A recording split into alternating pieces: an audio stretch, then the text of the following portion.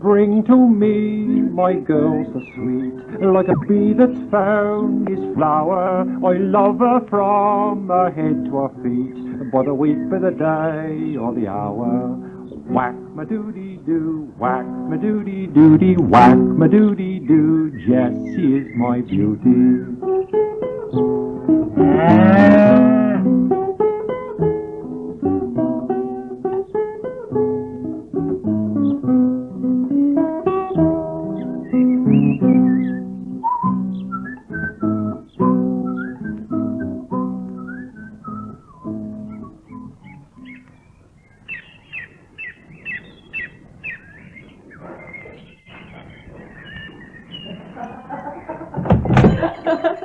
Ah, you're right. It is hot.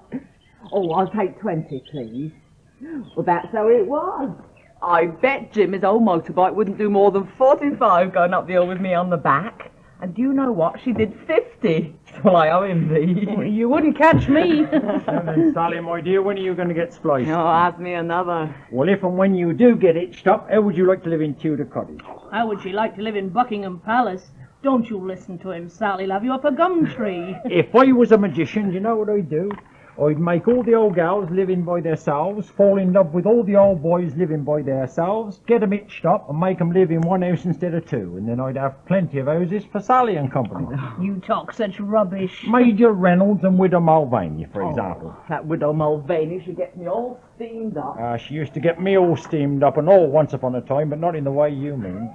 I had my eye on her, you know. Oh, you got eyes in the back of your head where widows is concerned. Oh, Widow Mulvaney, will you be my Janie? Down in the meadow, two heads on one pillow. What could be nicer?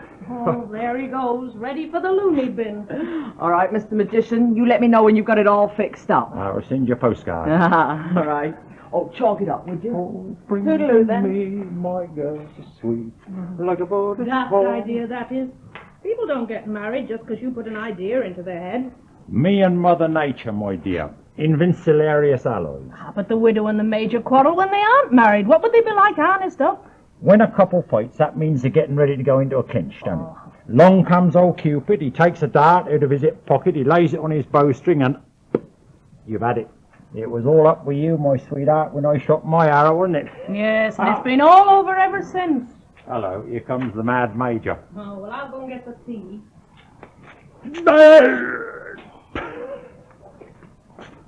Ah, fine mess you made of the the civil defence exercise last night. That was a little bit of realism, Major. Realism rubbish. You were supposed to take charge of the incident at Four Lane End.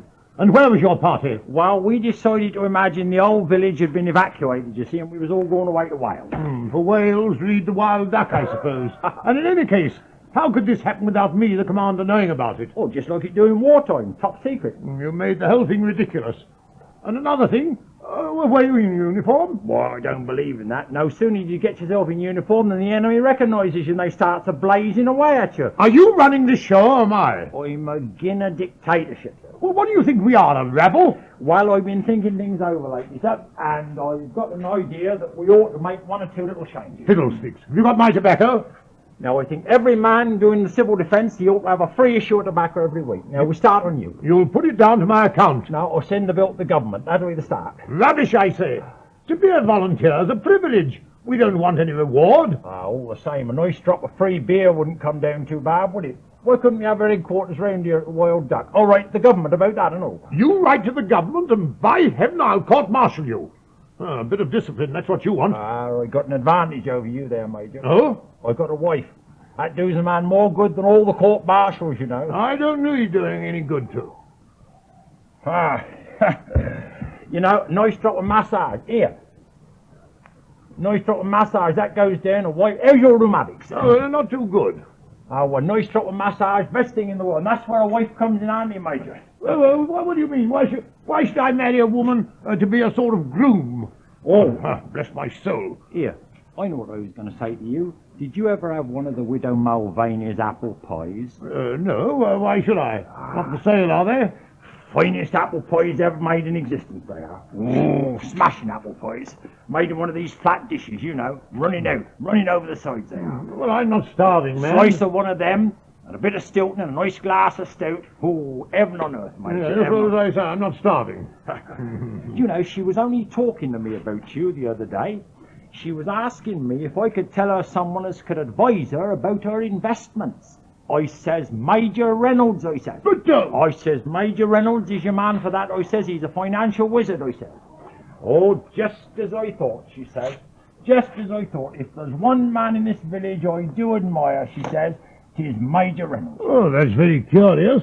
Do you know we had a terrible row a few days ago? Oh. When my pigs, broke into her garden, wallowing about. You know what pigs are. Oh. And do you know what she called me? No. She called me a great gorilla. Well, you see, she meant a guerrilla leader, you see.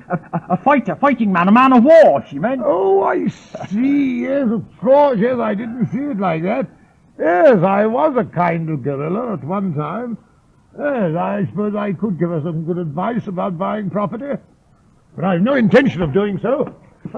Before I knew where I was, she'd had me building a greenhouse for one that my pigs didn't damage. She's a terrible woman. And she says you're a terrible man. Meaning you're a wonder, you see. If ever two people was made for one another. Well, I don't mind telling you that I think she's a woman in 100.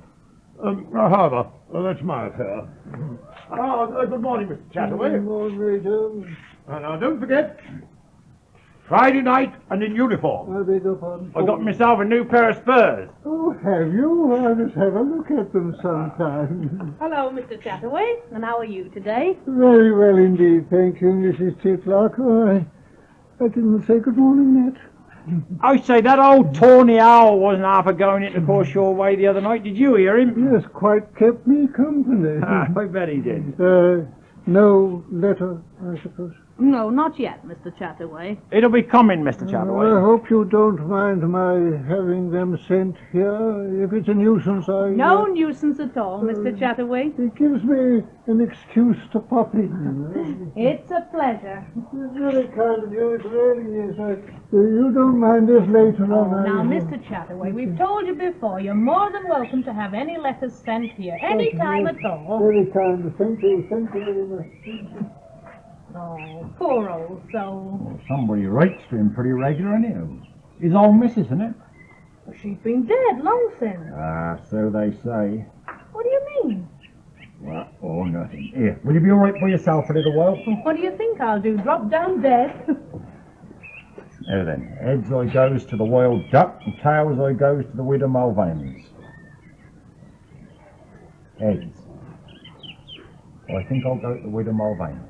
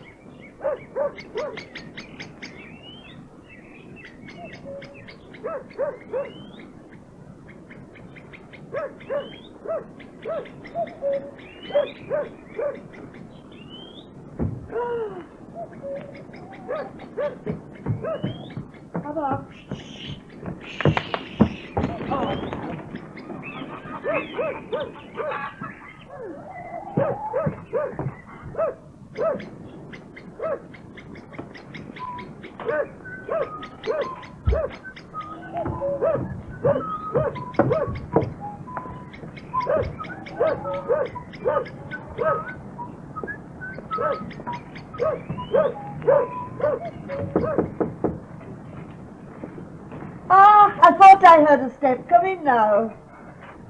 This gardening. I know I've a face like the rising sun. Oh, more like a rose in the first flush of dawn, your face is, Mrs. Mulvaney. Blarney. Well, now, what did you say you'd come for? I'm an ambassador A what? from the Major. Oh, and what can he be sending an ambassador to me for, I'd like to know? Can't he speak for himself? He's a misunderstood man. Yes, no wonder. He's a warm-hearted man. Is he? A kindly man. Oh, A shrinking man. yes, he should shrink a lot more. He's a peace-loving man, anxious to smooth things over. Then he'd better smooth over what his pigs did. broke my glass, ruined my roses. How do you know they was his pigs? Does he deny they were his pigs? Well, he'd never go against anything you said. Ah, he's been going against me for years. Said the river was overfished. 'Twould be better if it had a rest. And then I see him fishing as large as life. Well, it was only keeping the trout in training, so's they recognise a fly when they see one again, you see. And didn't he tell me fortune at the village fair and predict I should marry an American airman? Well, a compliment that were. Only the best is good enough for export, you know. Didn't he sell me chickens that never laid an egg? Didn't he run into me car when he was outside the butcher's and then say I was a bad driver? Well, he only trying to attract your attention, like. And even when I accompanied his singing at the village fair, didn't he say that I ruined his song, and him with a voice like a foghorn? And I told him so. All made for each other, these two. He gets a bit crotchety at times, I know. Well, we all gets a bit crotchety at times. You gets a bit crotchety yourself, you know. Oh, I do I? Wow, when people is lonely, they do get a bit crotchety. And the Major is a very lonely man. Oh, rubbish. Spends half his time in the wild duck. Well, that's 'cause he's so lonely. My heart goes out to him when I sees him a-sitting there with his little drop of Irish whiskey. Irish? Oh, that's the only thing he'll touch Irish, you know. Yes, he sits there drinking and dreaming, and sometimes he'll take a pencil out of his pocket and he'll just scribble something down on a bit of paper. Names of horses, I suppose. Oh, no, he ain't a betting man. No, he left one of these bits of paper behind him one time and I picked it up. How to diddle the income tax, I bet. No, it was a bit of poetry. Code for sending bets by telegram. No, I got it here. Bit of poetry. I copied a bit of it down. Your name's Emily, isn't it? Well, you know very well it's my name. Well, you listen to this then. Who is the lady I adore? Who is that lovely she? The one I long for more and more. Her name begins with E.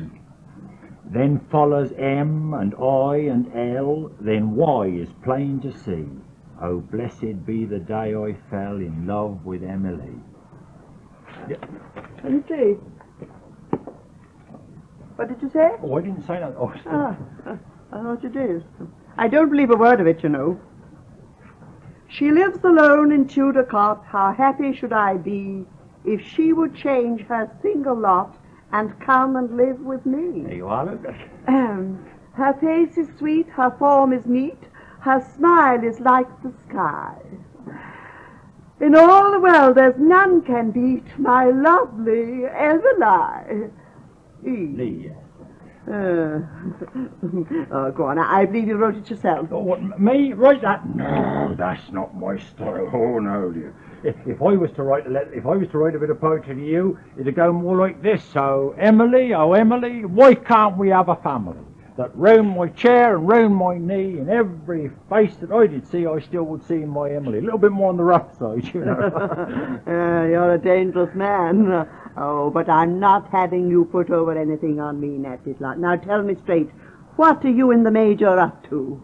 Well, what does a lonely man think of when he's out there on his civil defence exercises in the dead vast and middle of the night, and him planning his duties so that whate'er may betide, Tudor Cottage and its lovely owner shall never be outraged by the enemy. Titlark, he says to me, as we was a-patrolling down that very road, he says, Titlark, my lad, he says, if there's one house I feel myself responsible for, he says, 'tis Tudor Cottage, he says. I know it's very wrong of me, he says, to put one house in front of another or one person in front of another, he says. But I can't help it, Titlark, he says, and that's the solemn truth. And what did you say to that? Well, I said, if, of course, I says, that dread day should ever come, Major, I says, which heaven forfend, I says, isn't it likely, I says, that the good lady referred to will be dwelling elsewhere, I says. What do you mean elsewhere, he says, taking hold of my arm like a vice. I says, why, I says, up at your own house, I says, up at Yew Tree Farm. Well, then he starts a-breathing hard, just like a little steam engine going uphill. Oh, he says, if that could only be, if that could only be, if that could only be, if that could only be, if that could only be. I says, why shouldn't it be? I says, you're two lonely creatures, and what more natural, I says. Two nests without a single egg in either one of them. Do you think nature intended that, I says? No. Yes. Oh, dear. Of all the lies. Well, and what then? Well, Then I sees him a-smiling to himself in the shadows, just like a man who's catched a nice fat salmon. Oh, so I'm a 7 now. Oh, may I deserve all I get if I get hooked again by any man. And him married a couple of times before. Well, there's no disadvantagement in that, ma'am. You see, look, to be willing to stick out his neck a 3rd time, well, it speaks well for him. It speaks well for any man, doesn't it? Well, I suppose twice isn't as bad as Bluebeard or Henry VIII. That's just what the Major himself said. There's 2 minds who've got a single... Oh, do you know what he said? He said she's as good as half a pint of champagne to me. No. Did he say that? Yes, he says it was fate, he says, what drove my pigs into her garden. He says, so's I could see her at her best, he says, with her dander up and her eyes a flashing, a fighting for her own, he says. And I wasn't the only one. No. No. He said I didn't think I was the queen of Ponga Ponga. Oh, dear. You know, I quite enjoyed it. Oh, if ever 2 people was made for one another. But what are you getting out of all this, Nat Titlark? Yes, What? you look very innocent sitting there. I'll be quite frank with you, ma'am. I sees myself bestowing this lovely cottage of yours upon as handsome a young couple as ever throwed their arms around each other's necks. Biggest bit of impudence I ever heard of.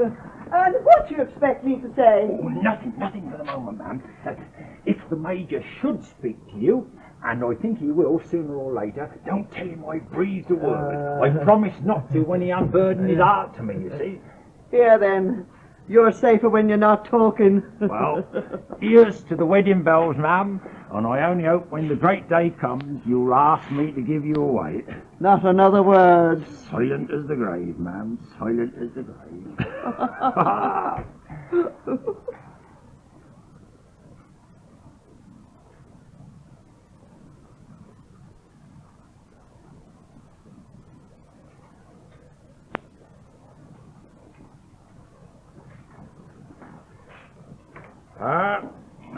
She's a very misunderstood woman, is Mrs. Mulvaney. Oh, how's that?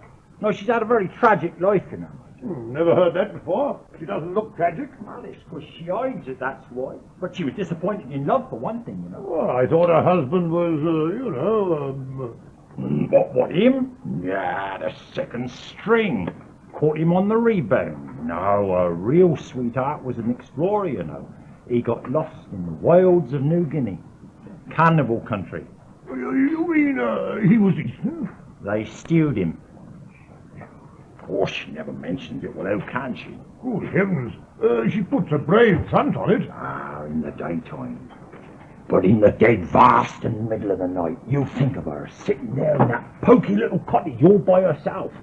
Well, no wonder she gets a bit crotchety at times. You get a bit crotchety yourself, don't you, Major? My dear Titlark, you mustn't let your imagination get the better of you. Well, I'd sooner live at the icy pole or digging like a blinded mole as have this farm and only me to hear me sing and brew my tea. Oh, misery. Well, living in this house alone, I do feel somewhat on my own. Good heavens, I'm getting it now. Of course you are, and why, sir? Because you wasn't born to be single. You've had 2 wives and you must have a 3rd. And I'll tell you, she's only waiting to be asked, sir. What are you saying? Just what are you saying? I'm saying she's only waiting for you to declare yourself, sir. Do you know what she said to me the other day? She says, when I sees that lovely man, she says he's as good as half a pint of champagne to me at 11 o'clock in the morning. She said that? Yes, she said it was fate, she says, what drove his pigs into my garden. She says, so as I could see him at his best, she says, with his dander up and his eyes a flashing, a fighting for his own. And she said, when you and me was out patrolling the other night down the village street, and she heard your voice, she said her heart went boom, boom, boom, boom, boom, boom, boom, boom, boom, boom, boom, boom, boom. Did she hear it? Boom, boom, boom, boom. Like a little steam engine. Just like a little steam engine going uphill, yes. Well, mind you, she said this to me all very confidential, you know. Oh, yes, of course, yes. Boom, boom, boom, boom.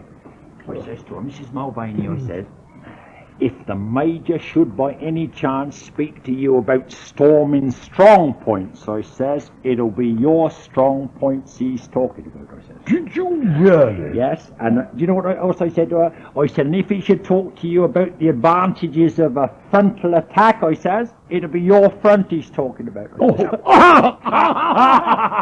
Oh, very good. What's the matter with you? My lumbago. What a position to get yourself fixed in. Oh, if ever a man needed a wife to straighten him out, you do, sir. I'd rather have a chair at the moment, if you don't mind. Joy's giving us a bit of massage, too. They gets us where they want us, you know, help us. Really? Oh, let's have a look at it.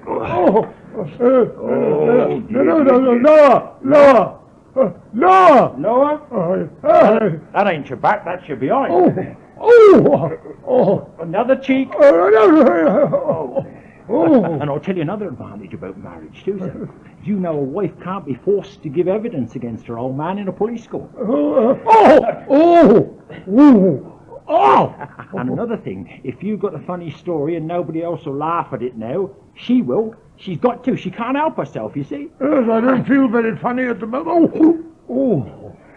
Fact, a man without a wife is like a fork without a knife, sir. A strange sort of thing to say, but I suppose there's a certain amount of truth in it. Don't you let on I breathe the word to you about this, will you? Make out it come to you by the light of nature. Yes, of course, yes, very true, yes, very true. Oh, what a lovely place you've got here. Oh, do you think so? It's a wonderful house. Good enough for the National Trust, you see. Oh, Only short of two things, sir. oh, what are they? A wife and a nice big bottle of embrocation, and the remedy's in your own hands, sir. Yes, it's just as well you're going, you rascal. Otherwise, you might make me think there's something in what you say. I'll come as far as the lane with you. It'll do me good. Yes. Emily. Emily?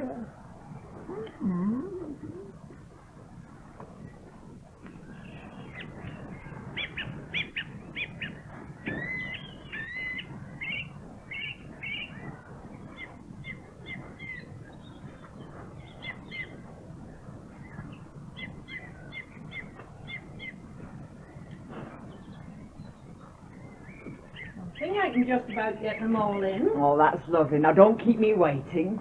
How are we getting on, Nat? Oh, me and old Mother Nature and little old Cupid, we ain't doing too bad. Oh, you don't mean you've really fixed it? You have patience, my dear. Don't you go leading Sally on. Cottages don't go on gooseberry bushes, you know. It'll be a miracle if they get one. All right, Mrs. Cut and Dried. Well, you let me know, Nat, won't you? Oh, I'll go scatty if we get that cottage. You leave it to your Uncle Nat, my dear. All right. There you are, Mr. Chataway. Come by the second post. Thank you, thank you. May I have a small packet of the cheaper kind of cigarettes, please?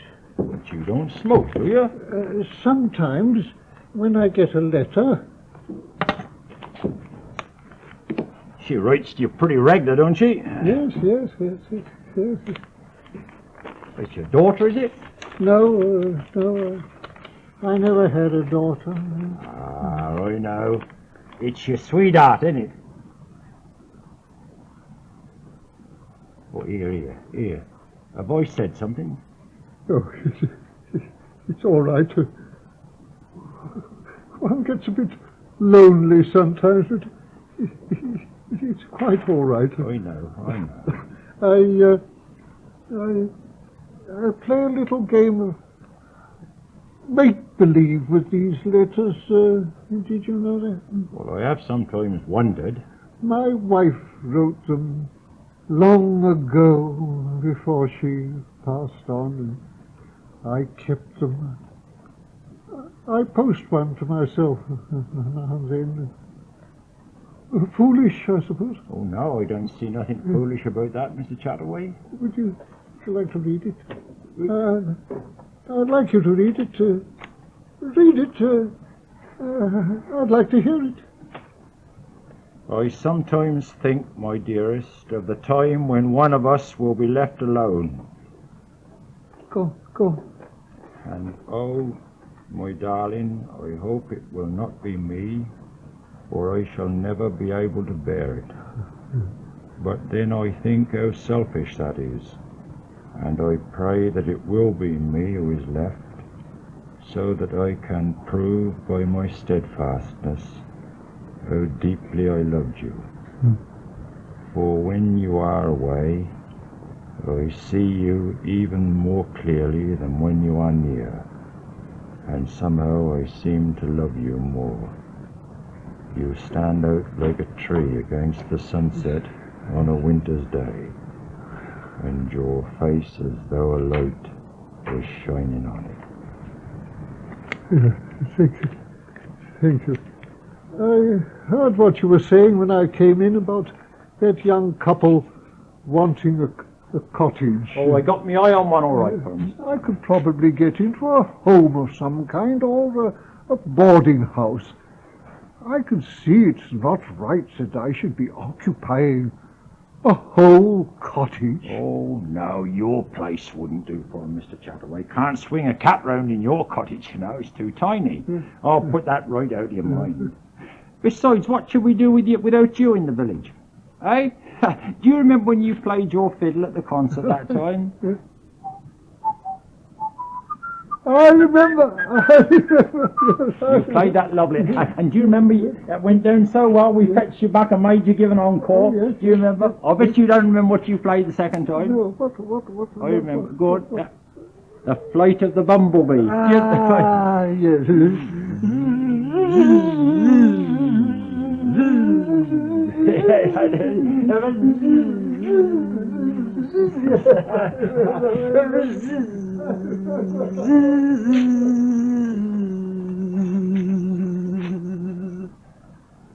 I'm going off my nuts soon. Hello, here comes the lovebird.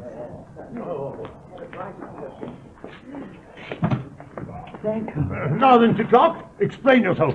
What do you mean by it all? How dare you, you old reprobate! Now, is this a deputation now? Yes, it is.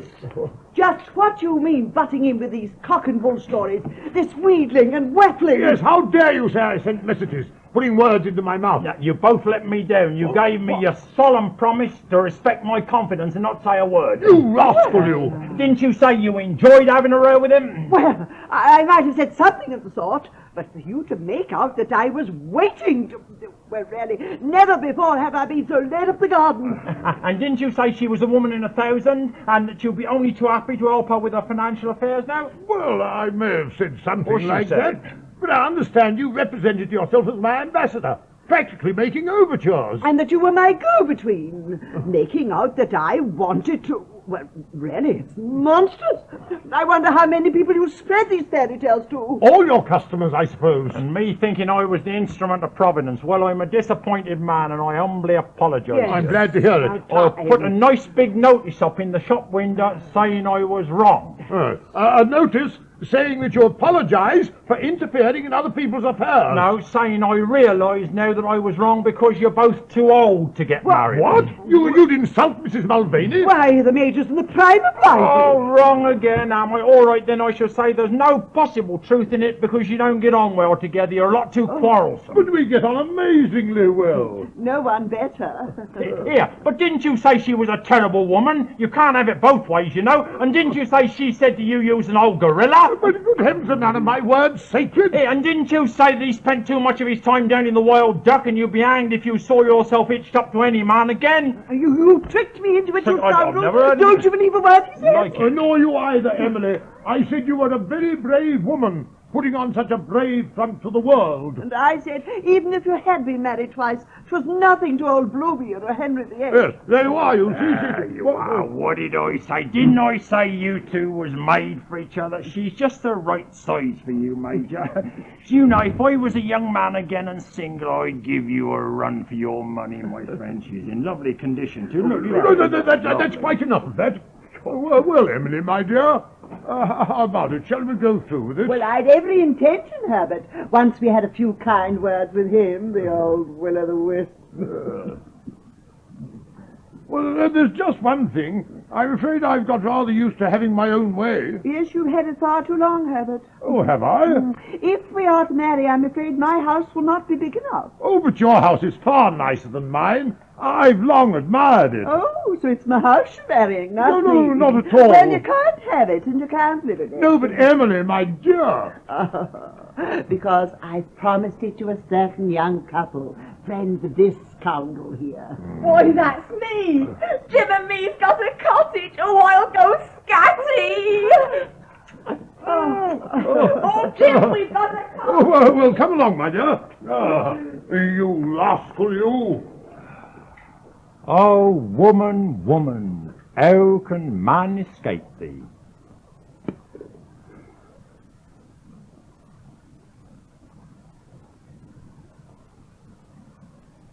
Well, there's the list of ladies, Admiral. Choose one for yourself. Eh? I said choose one for yourself. Oh, Mrs. Rogerson. That nice little craft moored down Wood Lane. You try her. Fire a shot across her bows. Of course so. Oh, What yes. are you up to now, Nat? What's this list with men down one side and women down the other? I'm setting up in rival... Oh, I was thinking she was deaf at the moment. Eh? We're just joining some old bits of rope up together. A splicing job, eh, Admiral? Splicing the main brace, eh? That's right, splicing Mrs. Rogerson's main brace for her. Send the Navy. Whack-ma-doody-doo, whack-ma-doody-doody, whack-ma-doody-doo, Jessie is my beauty. Oh, man's a rogue and a rascal's son, and woman be his undoing, but all the same she's the only one can keep him from his ruin. Whack-ma-doody-doo, whack-ma-doody-doody, whack-ma-doody-doo, Jessie is my beauty. Whack-ma-doody-doo, whack-ma-doody-doody, whack-ma-doody-doo, Jessie is my beauty.